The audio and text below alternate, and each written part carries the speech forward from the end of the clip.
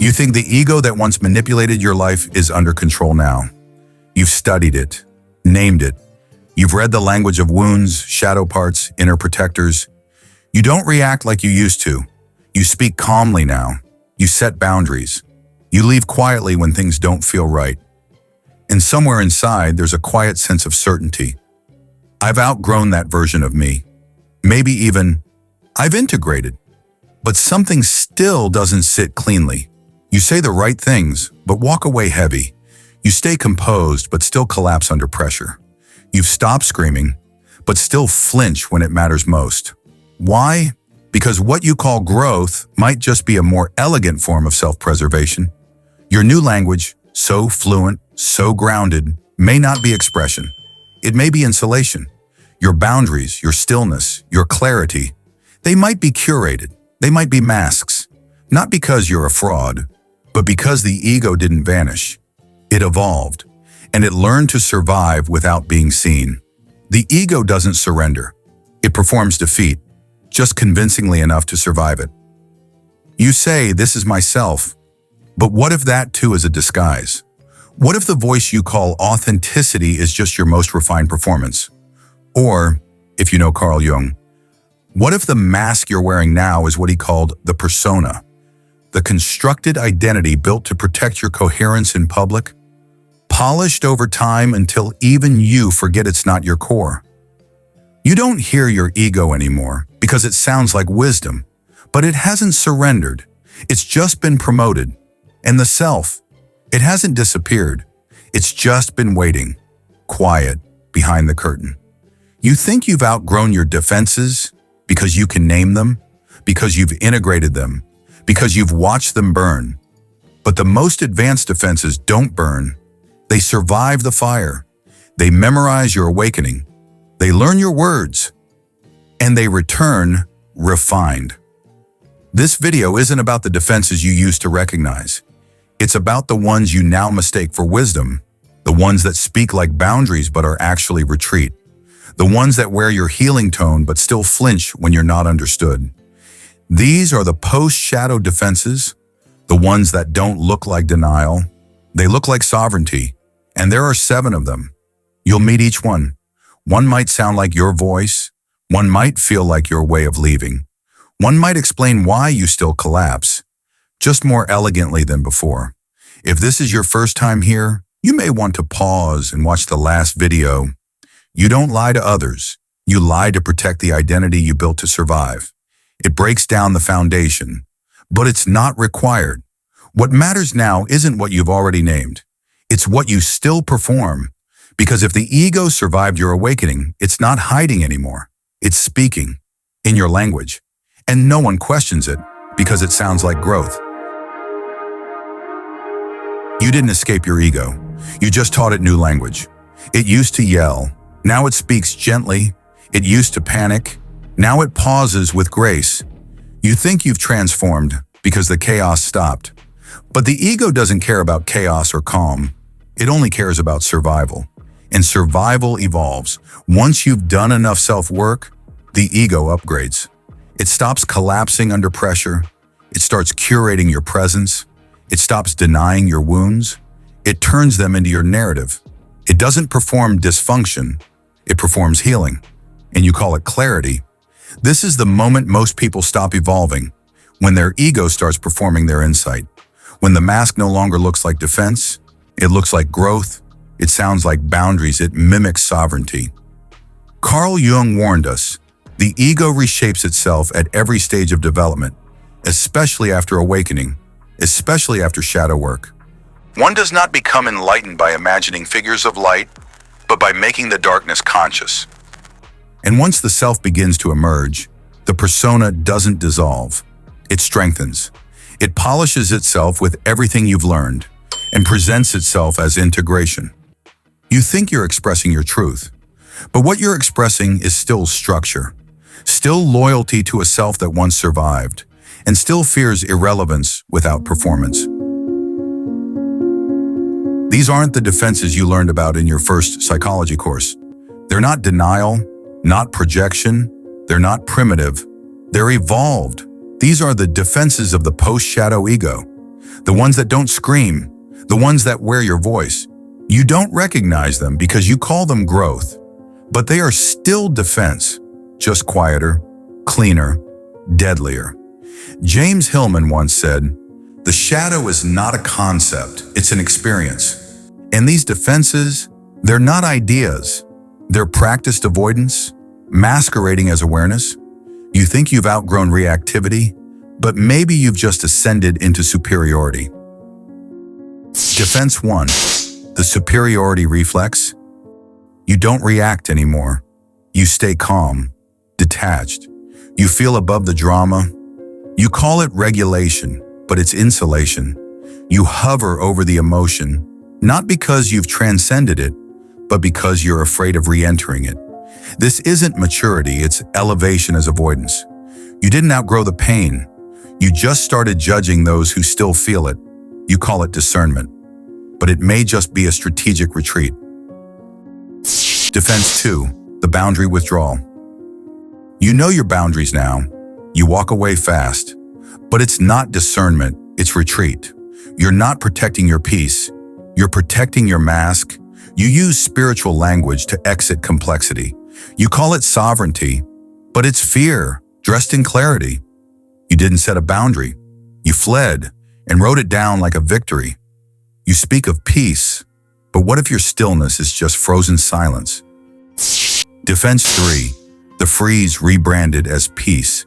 You say you're at peace, but your body isn't. It's frozen, still, tense. You speak gently, but there's no pulse behind the words. You call it grounded, but you've just disconnected so well, even you believe it. You're not calm. You're dissociated and disciplined enough to market it as presence. You name every trigger, but have you stopped feeling it? Defense 4, the clarity narration loop. You name everything. This is my protector. That's my wound. I'm holding space, but you're not feeling it. You're managing it. You're narrating your process like it makes you safe.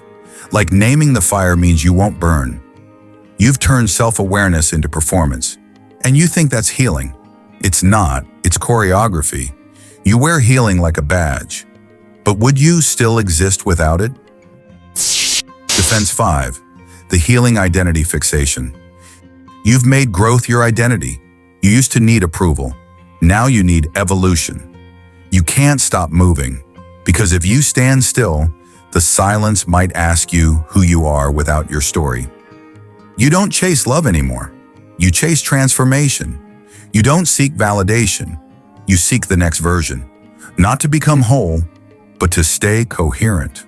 You didn't heal. You just upgraded the performance. You speak like alignment. But is your presence rehearsed? Defense 6, the alignment choreographer. You know how to speak. Every word is intentional.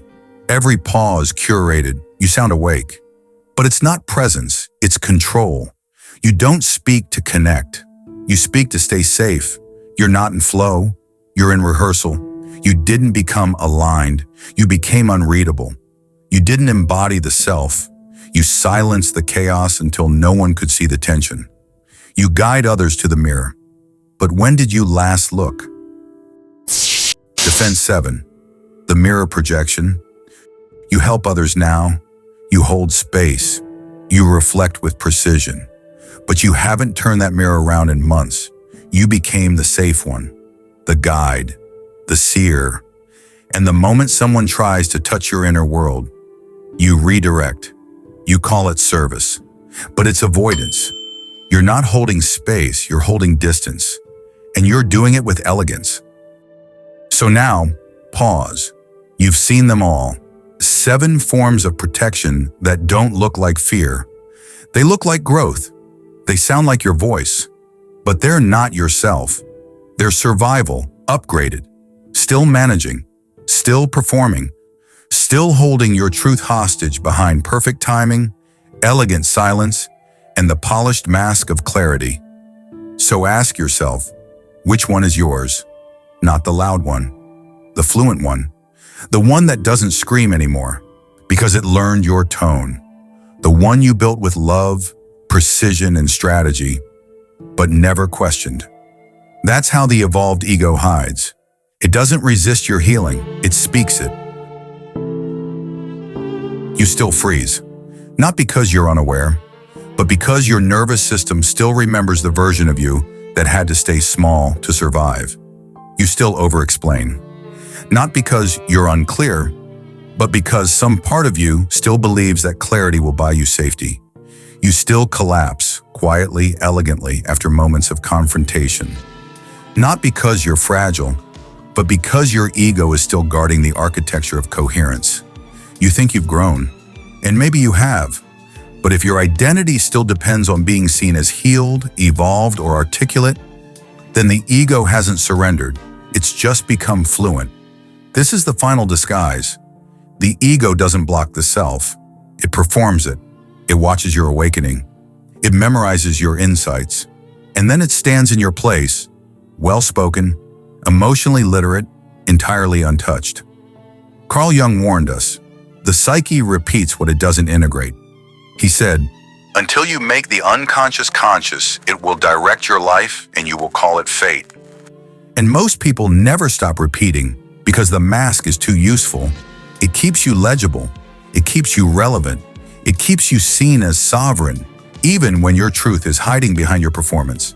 And if you've already walked through the symbolic fire, maybe even through the Quiet Seer Tetralogy, the 10 Commandments, the 10 Questions, the 10 Trials, the 10 Revolts, then you know, burning doesn't always dismantle. Sometimes the mask survives. Sometimes it claps, because it already knows how to wear what you became. And if you haven't seen that journey yet, it's still there. Not as contempt, but as confrontation. You'll find the links in the description. Watch it only if you're ready to see which part of you didn't burn. And the silence? It still feels like absence, not yet presence. The real danger isn't regression, it's simulation. The illusion of transformation that still protects the old architecture. The clarity that still begs to be understood. The sovereignty that still flinches when it's not mirrored. So ask yourself, what part of you is still rehearsing? What part of you needs your clarity to be witnessed just to feel real? Because if the answer is anything other than nothing, then the ego is still speaking, and the self is still waiting. If this video struck something, if one line stayed with you longer than it should have, don't explain it. Don't dress it in insight. Collapse it. Find the defense that cut closest to your current voice. Name it.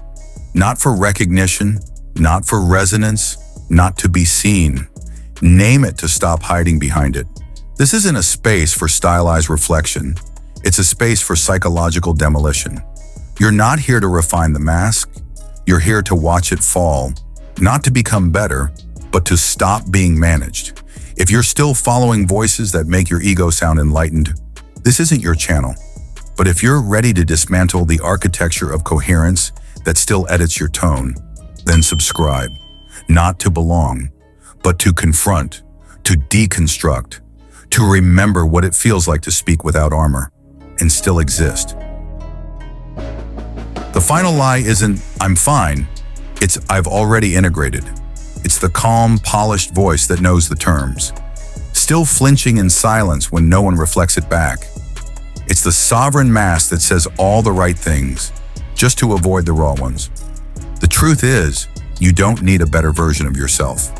You need to release the identity that was built to survive clarity.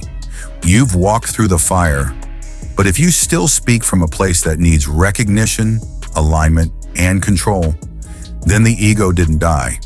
It just learned to speak in your tone. And until that tone breaks, the self won't walk in. It doesn't need applause. It doesn't need language. It arrives when the architecture collapses and the silence no longer feels like absence, but presence.